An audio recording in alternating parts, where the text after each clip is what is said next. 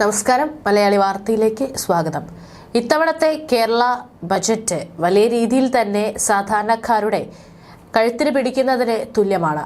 അതുപോലെ തന്നെ പൊതുമേഖലാ സ്ഥാപനങ്ങൾക്കും മരണമണി മുഴക്കുകയാണ് സർക്കാർ ഇതിലൂടെ ചെയ്തത്.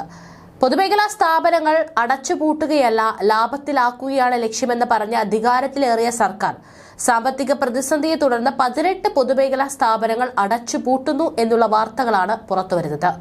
അടച്ചുപൂട്ടുകയാണെന്ന് സർക്കാർ സ്ഥാപനമായ centre for management development report. പൊതുമേഖലാ സ്ഥാപനങ്ങൾ അടച്ചുപൂട്ടുന്നതിന് പകരം അവയെ ലാഭത്തിലാക്കുകയാണ് LDF സർക്കാരിന്റെ നയമെന്നിരിക്കെ 18 സ്ഥാപനങ്ങൾ ഒറ്റയടിക്ക് പൂട്ടുന്നത് ഇവ സംരക്ഷിക്കുന്നതിൽ സർക്കാർ ഇടപെടൽ ഫലപ്രദമല്ലെന്ന സൂചനയാണ് നൽകുന്നത്. അടുത്ത വർഷത്തേക്കുള്ള ബജറ്റിൽ സ്വകാര്യ മൂലധന നിക്ഷേപത്തിന് മുൻഗണന നൽകുന്നതിനാൽ പൊതുമേഖലാ സർക്കാർ കൈവിടുമോ എന്ന ആശങ്ക പൊതുവെയുണ്ട്. പൊതുമേഖലാ സ്ഥാപനങ്ങൾ സ്വന്തം വരുമാനം കൊണ്ട് പ്രവർത്തിക്കണമെന്നതാണ് ധനവകുപ്പിന്റെ നിലപാട്.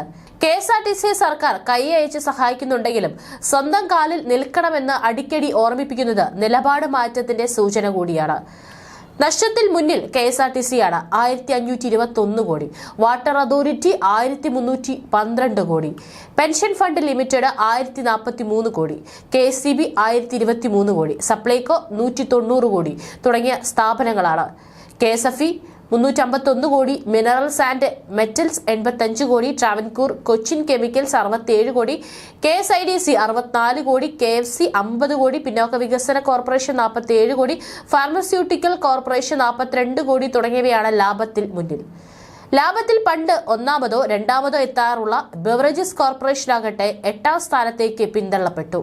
കോവിഡ് കാലത്ത് മാത്രമാണ് ബെവറേജസ് കോർപ്പറേഷൻ നഷ്ടത്തിലായിട്ടുള്ളത്. 1.5 ലക്ഷം പേരാണ് പൊതുമേഖലാ സ്ഥാപനങ്ങളിൽ ജോലി ചെയ്തത്. സ്ഥാപനങ്ങളിലെ ആകെ നിക്ഷേപം 90,948 കോടിയായി, 11.54% വർധന. ആകെ വിറ്റുവരവ് 40,774 കോടി, വർധന 9%. പ്രവർത്തന ലാഭം 67 സ്ഥാപനങ്ങളിൽ നിന്നായി 2028 കോടി, വർധന 23%. സംസ്ഥാന സർക്കാരിന് 16,863 കോടി രൂപയും വിവിധ ഇനങ്ങളിലായി കേന്ദ്ര സർക്കാരിന് 970 കോടി രൂപയും പൊതുമേഖലാ സ്ഥാപനങ്ങൾ 2022-23 നൽകി. സംസ്ഥാനത്തെ ആകെ പൊതുമേഖലാ സ്ഥാപനങ്ങളുടെ എണ്ണം 149. 18 എണ്ണം പൂട്ടുന്നതോടെ 131 കുറയും. ലാഭത്തിൽ പ്രവർത്തിക്കുന്ന സ്ഥാപനങ്ങൾ 58 നിന്ന് 57 കുറഞ്ഞു.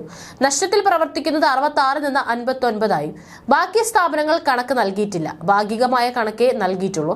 ഇനി പൂട്ടാൻ പോകുന്ന സ്ഥാപനങ്ങൾ ഇതൊക്കെയാണ്: Kerala Primo pipe factory, Kanjikode electronics and electricals, Keltron counters, Keltron power devices, Keltron rectifiers, Kerala garments, Kerala state wood industries, Kunnathara textiles, Kerala asbestos cement pipe factory, Kerala housing development finance corporation, Kerala high speed rail corporation, Pratheeksha bus shelters Kerala, SIDCO Mohan Kerala, Sidkel televisions, Vanchinad leathers, Ashwas public amenities Kerala, school teachers and non teaching corporation, Kerala special refractories എന്നീ സ്ഥാപനങ്ങളാണ് ഇതെല്ലാം.